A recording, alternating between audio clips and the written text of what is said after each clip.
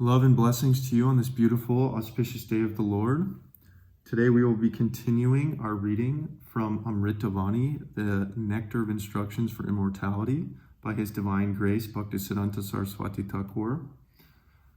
This will be part 3 of our reading on the chapter titled Devotional Service. We read the first 41 points. We will be continuing with point 42. What is the difference between transcendental subject and spiritual subject matter? We can realize the Supreme Lord only by devotional service. The Supreme Lord, who is transcendental, cannot be known by any other means. We achieve devotion simply by the mercy of the Supreme Lord and His devotees. We cannot understand the science of the Absolute Truth without the Lord's mercy. Chaitanya Charitamrita states, Ishvarera kapale shahaya taya hare, seta ishvara tattva jani vare pare. If one receives but a tiny bit of the Lord's favor by dint of devotional service, he can understand the nature of the Supreme Personality of Godhead. Madhya Lila 683. There is no such thing as devotional service if the Personality of Godhead is ignored, because the Personality of Godhead is the indispensable factor in devotional service.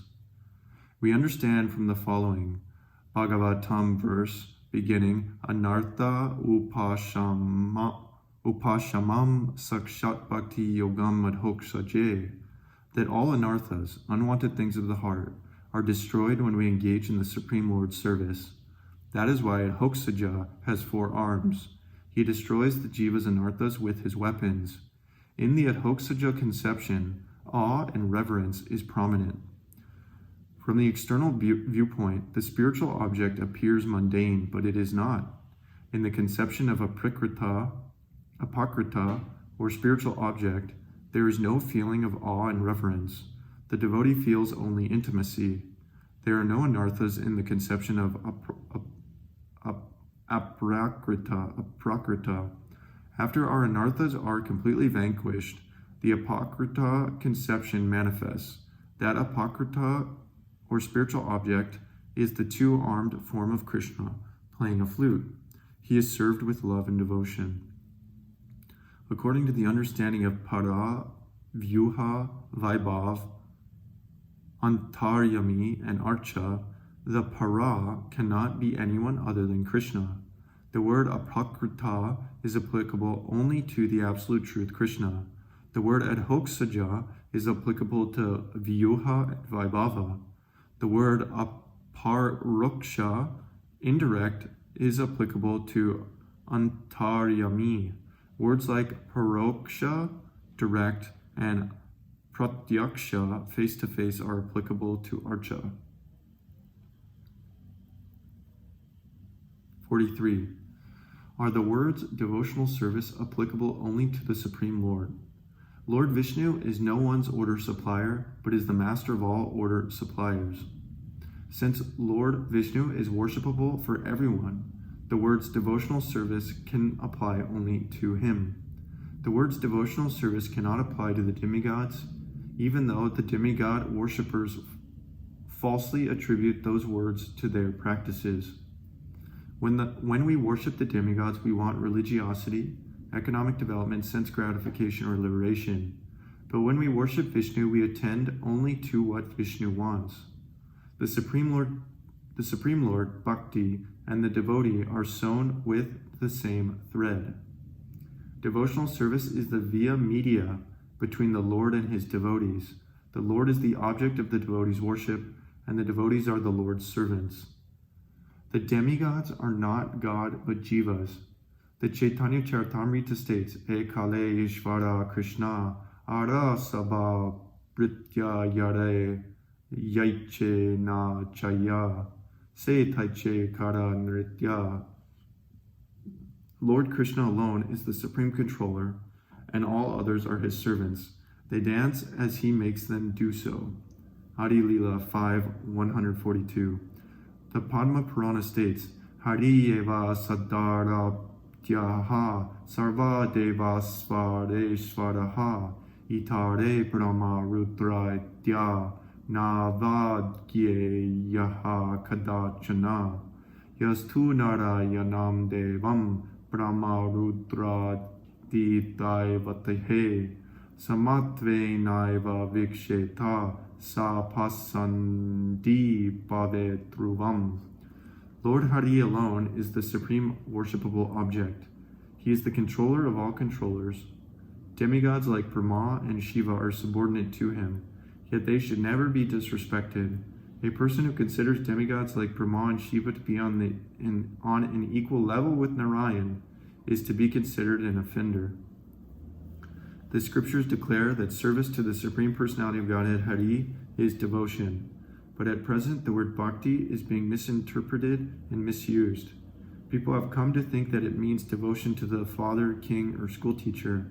If we do not know what devotional service is, and through which medium it is to be performed, we will find ourselves in trouble.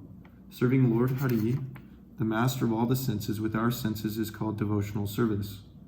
The Narada Pancharatra states, Sarvopadi Venirmoktam Tat Praratvena Nirmalam Hrishikena Hrishikesha Sevanam Bhaktir Uchate. Bhakti, or devotional service, means engaging all our senses in the service of the Lord, the Supreme Personality of Godhead, the master of all the senses. When the spirit soul renders service unto the Supreme, there are two side effects. One is freedom from all material designations, and the other is that one's senses are purified simply by being employed in the service of the Lord. Sri Gauranga states in Chaitanya Charitamrita, Anya Vancha Anya Puja Chadi Jnana Karma Anukulye Sarvendriya Krishnanushilana E Suda Bhakti Iha Haite Prema Haya Pancharatre Bhagavate E Lakshana Kaya. A pure devotee must not cherish any desire other than to serve Krishna. He should not offer worship to the demigods or to mundane personalities. He should not cultivate artificial knowledge which is devoid of Krishna consciousness, and he should not engage himself in anything other than Krishna conscious activities. One must engage all one's purified senses in the service of the Lord. This is the favorable execution of Krishna conscious activities. These activities are called Shuddha Bhakti, pure devotional service. If one renders such pure devotional service, he develops his original love for Krishna in due course of time. These symptoms are described in Vedic literatures like the Pancharatras and Srimad Bhagavatam.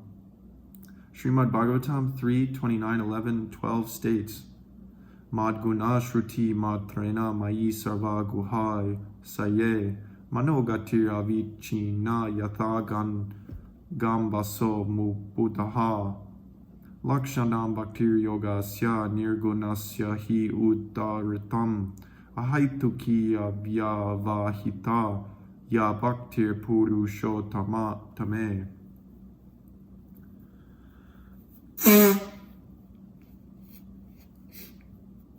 The manifestation of unadulterated devotional service is exhibited when one's mind is at once attracted to hearing the transcendental name and qualities of the Supreme Personality of Godhead, who is residing in everyone's heart. Just as the water of the Ganga flows naturally down towards the ocean, such devotional ecstasy, uninterrupted by any material condition, flows toward the Supreme Lord. 44. What is actual happiness? The Shastras declare that all happiness emanates from the Supreme Brahman. Lord Krishna is the embodiment of ecstatic love. He is the personification of complete peace. The Brahma Samhita 5.1 states, Ishvara Parama Krishna Satchidananda Vigraha Anadir Adir Govinda Sarvakarana Karanam. Govinda, Krishna, is the cause of all causes. He is the primal cause, and he is the very form of eternity, knowledge, and bliss. Elsewhere, Shastra states, Na alpe sukham asti. There is no happiness to be found in insignificant objects. Material happiness brings no satiation because it is incomplete. The absolute truth is the only reservoir of happiness. Therefore, only by engaging in the service of blissful Krishna can the living entity become completely happy.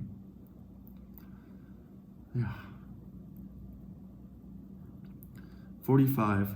What is enjoyment and what is renunciation? Enjoyment refers to sense activities, and renunciation refers to remaining aloof from material objects for sense gratification. When enjoyment is prominent, renunciation is diminished. And when renunciation is prominent, enjoyment is diminished. Neither enjoyment, material variegatedness, nor renunciation, material impersonalism, are necessary in this world. Actual enjoyment means to serve the Supreme Lord. Real renunciation means to reject material enjoyment in order to give Krishna pleasure. A devotee's two primary qualities are attachment to Krishna and renunciation of the thirst for material enjoyment. A devotee finds enjoyment in assisting Krishna to satisfy his senses. 46. How do we attain devotional service to Krishna? By attentively hearing Krishna Katha with a service attitude from sincere devotees of the Lord, who have no business other than to constantly glorify Him, we can attain devotional service to the Supreme Personality of Godhead. 47. To serve Vishnu, do we need to give up our daily activities? Perform all your duties as Vaishnavas. Do not simply engage in day-to-day activities by giving up the principles of Vaishnavism for service to Lord Vishnu. Vaishnavas engage in activities that are favorable for devotional service to Hari. What is our eternal occupational duty? Our eternal occupational duty is to render devotional service to the Transcendental Personality of Godhead. This duty is both unchangeable and unchallengeable. Nowadays, various so-called eternal occupational duties have been proposed, but they are all unauthorized and non-Vedic. They are nothing but the physical and mental activities of the karma and gyan khandis. If we consider such concocted religious systems the eternal occupational duty of living entities, we will be cheated and will never attain peace. 49. Is anger toward those envious of devotees a limb of devotional service? I really like this question. We should display anger toward those who are envious of devotees. This is a particular limb of devotional service. A lack of anger against blasphemers is unjustified. But we need to understand who is actually envious of devotees. Those who do not serve the Supreme Lord, the Supersoul, and most blissful friend of all living entities, do not benefit themselves, but instead invite trouble by their envy of Krishna and the Vaishnavas. Such people are branded as envious, and we should not show them mercy. These people should become intoxicated by worshiping materialists. We should both ignore them and display our anger toward them. But before that, we have to see whether we ourselves are envious of devotees, whether we ourselves are actually serving Krishna, or are we serving something else on the pretext of serving Krishna? How much are we attached to Krishna? Are we trying to enjoy the objects meant for Krishna's enjoyment? I think my enjoyment-prone material body is fiercely envious of Krishna and his devotees, because instead of thinking constantly of Krishna's lotus feet and happiness, I am busy worrying about my own happiness, blaspheming others, and looking for faults. I do not look at myself at all. I am such an offender at the feet of devotees that I should first learn to display anger toward myself. I am so envious of devotees that I should beat myself with shoes simply to purify myself. Then I can set an example for others and sincerely engage in the service of Hari, Guru, and the Vaishnavas.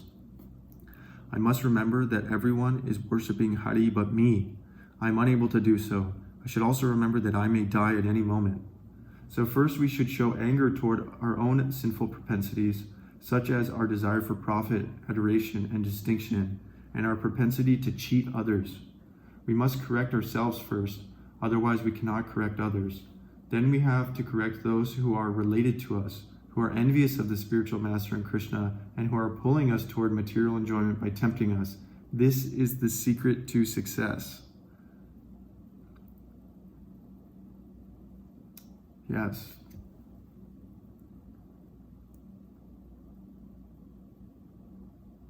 Do not, what's the Bible? Do not criticize others before you remove the mote from your own eye. Something like that.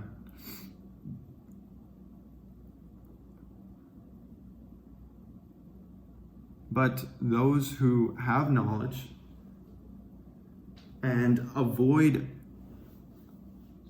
giving that knowledge to others out of fear of confrontation are cowards.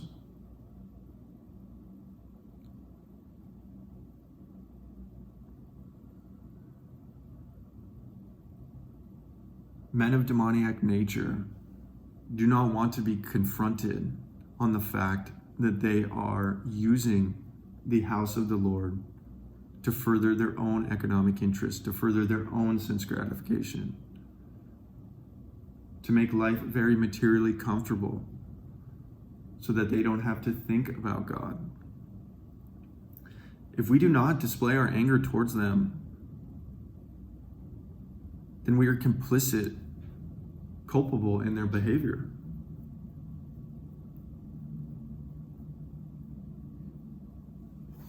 If we know meat eating is wrong,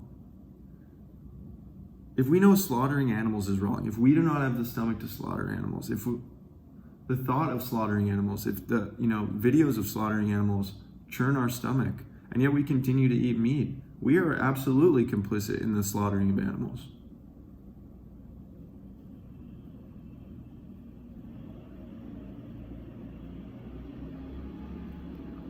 Similarly, if we know that the leader of our religious institution that we have been a part of for so long, that purports to be, a church of Christ, a church of Krishna, and yet their interest lies only in religious rituals, economic development, material comfortability, then they're pseudo-devotees, and they should be chastised. We should tell them the truth after we have purified our own hearts.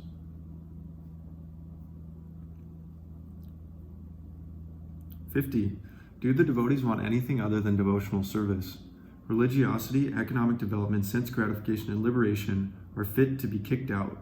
Materialists aspire for such things, but devotees never want them. Devotees aspire for pure devotional service. We should purify the heart, otherwise we will be cheated despite making a show of rendering service. I had many friends and well-wishers, but they are busy in other pursuits. Even though they externally show symptoms of worshiping Hari, they are engaged internally in materialistic activities.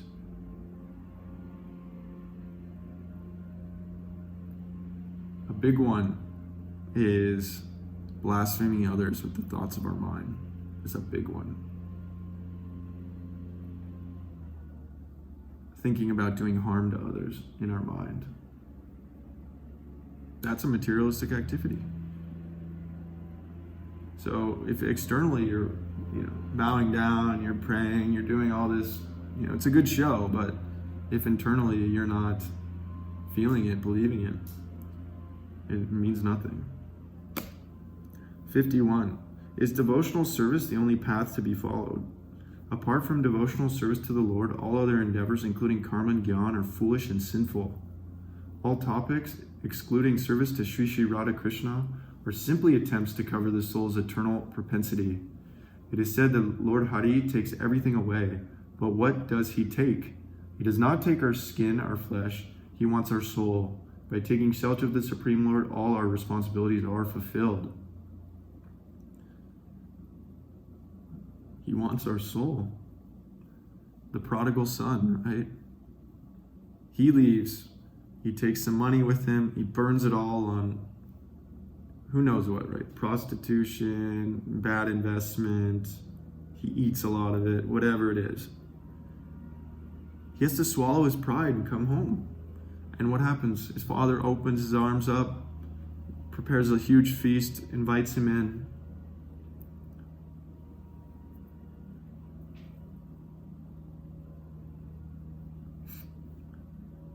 The amount of sins we've done over many millions of lifetimes within the material energy cannot match. We can never pay it back. Ever.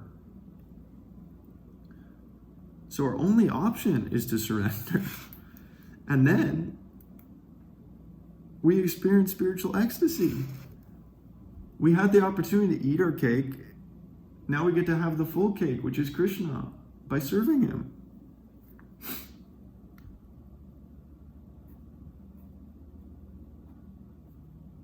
Unreal. Unreal. Totally real. Totally real.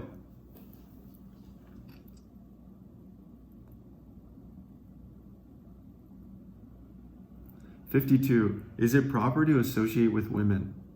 A householder can associate intimately with his wife only at proper times to beget children. It is improper to associate with one's wife simply to enjoy sense gratification. Sense gratification is an obstacle on the path of devotional service to Hari." There is a large movement. I went about a year ago. I was with a friend of mine, an associate, a friend, whatever, from film school, who was Christian, and he convinced me to go to one of these New Age sort of Christian churches in Los Angeles. And the congregational chanting was amazing, totally ecstatic. And then the preacher gets up there and starts talking about how it's okay to have sex with your wife, how, we need to have more sex and meat eating and all that. And I'm just like, what? What? Really? You cannot pick and choose what you want to be true from Scripture. No, it's either all true or it's not true. And it is all absolutely true.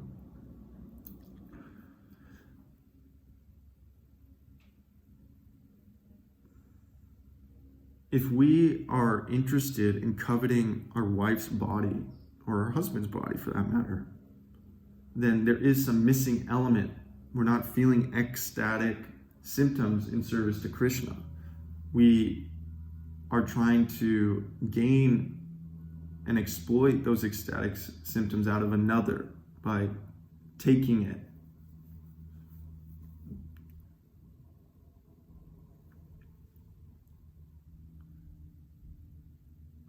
Yeah. I won't get into, I'm writing a book where I explain the material programming that so many men and women have undergone at the hands of demoniac beings.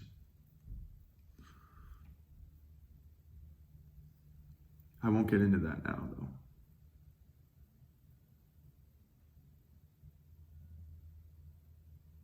What I can say is that there's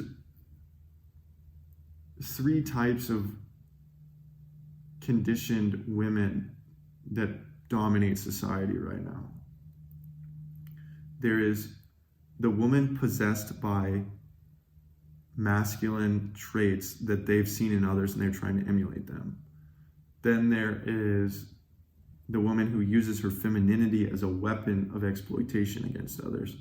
And then there's the woman who is not interested in dominating, but has been dominated and programmed into thinking that the only way she can be liked or respected is by being exploited and dominated by others.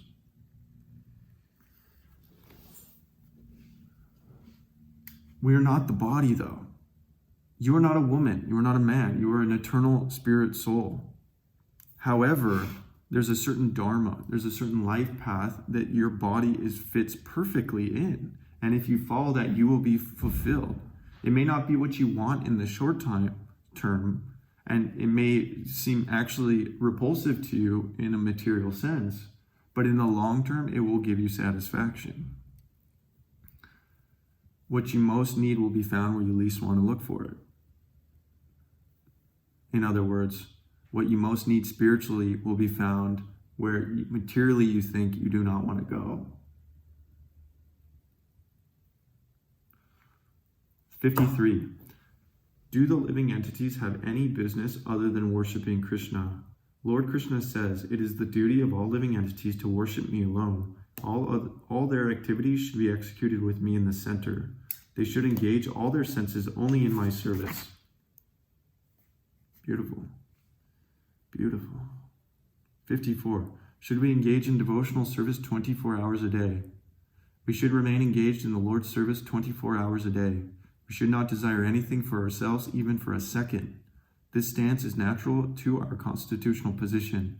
If we can dovetail all our endeavors in the Lord's service, we will then be engaged in his service 24 hours a day, and will not engage in any other activity, even unknowingly. Real Vaishnavas worship Hari 24 hours a day, but such Vaishnavas are rare.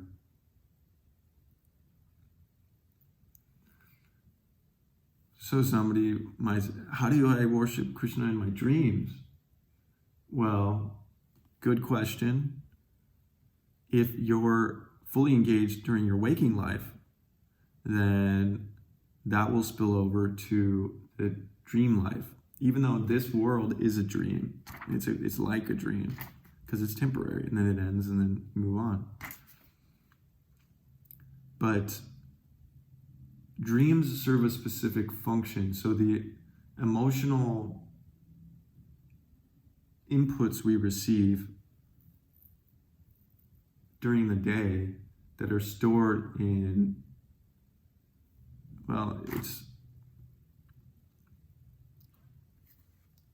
we interface with the world, the material world, and things enter our vessel, and then those things become digested and either assimilated or dissolved into Krishna, or they become lodged in the tissues. So it's been said the issues are stored in the tissues. So someone who suffers from obesity, they have a lot of issues stored in their tissues. And that's why if they attempt to go on a diet or something, they inevitably gain that weight back, unless they've gone through certain, spiritual purges, plant medicine, therapy, what have you. There's many different paths to purge material issues. None more right than the other, but there are more efficient ways than others. And so everything is about digestion. If we're engaged according to our dharma, our natural propensities, that our body was designed by God to afford us, then our digestion is strong. We're able to take in a lot of things, and then they're either dissolved into our vessel, thereby spiritualizing them, or they're offered into our heart, into the super soul, or those things that are outside of our natural constitutional propensity, they get lodged in our tissues, and then we become entangled in the materiality, and then weird things start happening to our body. We get certain facial lines, we start gaining weight, or we become too thin because we're running away. There's all these things. So the body is very reflective of the different karmic baggage we carry. This is a whole science. It's an art and a science, the Ayurvedic face reading and all that. Very interesting. 55. Can we call just anything devotional service? Devotional service means to do what Krishna likes. Doing what we like is not devotional service, but sense gratification. We should become neither sense enjoyers nor dry renunciates. We should surrender our independent natures and become devotees of the Lord by seeking his complete shelter. In this way, we will work only for his pleasure. My digestion is strong. 56. Krishna awards devotional service even to ambitious devotees. But elsewhere in Shastra, it is said that Krishna eagerly awards material enjoyment and liberation to his devotees, but generally hides his devotional service from them. How are these two statements reconciled? Sometimes people make a show of worshiping Krishna while internally wanting him to give them religiosity, economic development, sense gratification, and liberation. Shastra states that as one surrenders to the Lord, he rewards him accordingly. This means that the Lord deceives him by bestowing upon him the insignificant objects he desires. He never awards such hypocrites pure devotional service.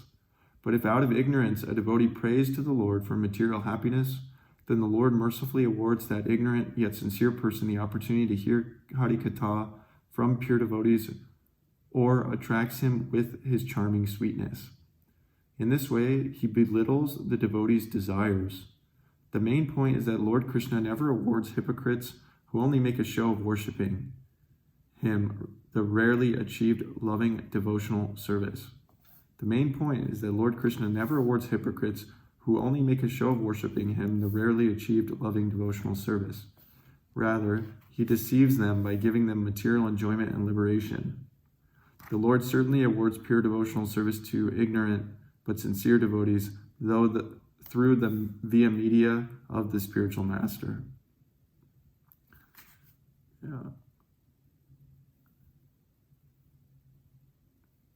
I've done a lot of preaching, and my spiritual master said we must preach to the devotees, do not neglect the devotees. But there are a lot of entrenched institutionalists within the Krishna consciousness movement who make a show of devotional service, but their mind is totally somewhere else. No doubt about it. And they become frightened. And so their institution, instead of taking on a spiritual structure, takes on more of a mob structure. This can be seen practically. You simply can go,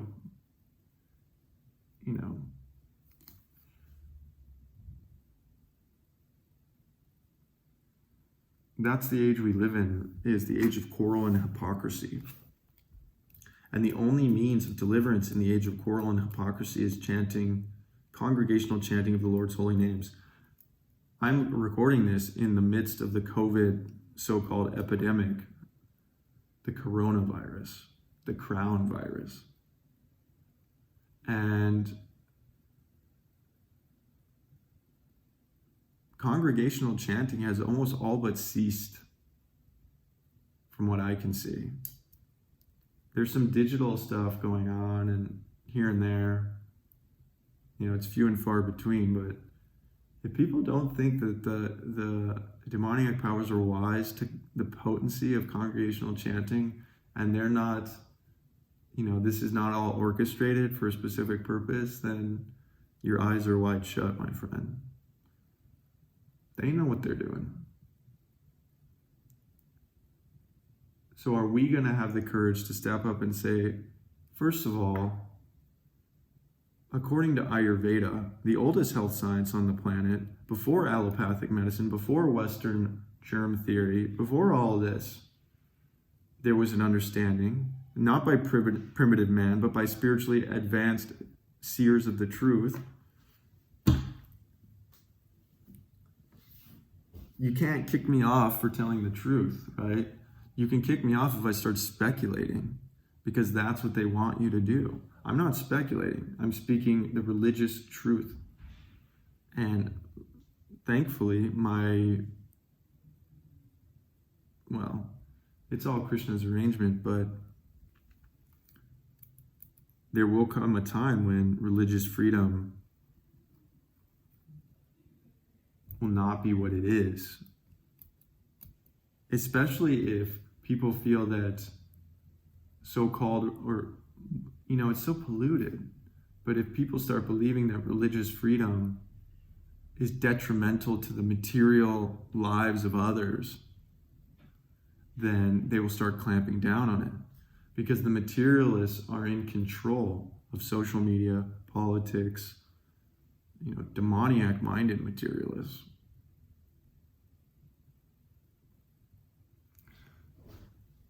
"57. What does the Supreme Lord want from us? The Lord does not want anything other than full surrender. The Lord does not want anything other than full surrender. We should cultivate God consciousness and help those who are unable to cultivate God consciousness. Otherwise, they will become hostile. We should always remember that serving Maya, illusory materiality, is not the same as serving Krishna. Materialistic or godless people do not have the privilege to serve the Lord. Only those who are alive can serve the Lord, not those who are as good as dead. Persons who are inclined to the Lord's service are actually alive. Fear, lamentation, and illusion shadow every step. The only way to become free from the clutches of these three plunderers is to engage in devotional service to Adhoksaja. The deity of the Lord is also Adhoksaja. He is not clay, wood, or stone. 58. Why do we sometimes consider godless people great? Sinful people, pious people, fruitive workers, mental speculators, and yogis spend their lives in godlessness. We consider them great when we are out of touch with devotional service. Mic drop. Bhaktisiddhanta. Okay, we will continue our reading with the next chapter called The Lord's Associates and Devotees at a later time. Thank you so much for being with me. I hope you gathered something that can be beneficial to your own spiritual progress. Please call on me if I can do anything to serve you and to further your devotional sentiment. I live only to serve my spiritual master, the Supreme Lord, however I can. Thank you so much for being with me today. Hare Krishna. Okay, bye.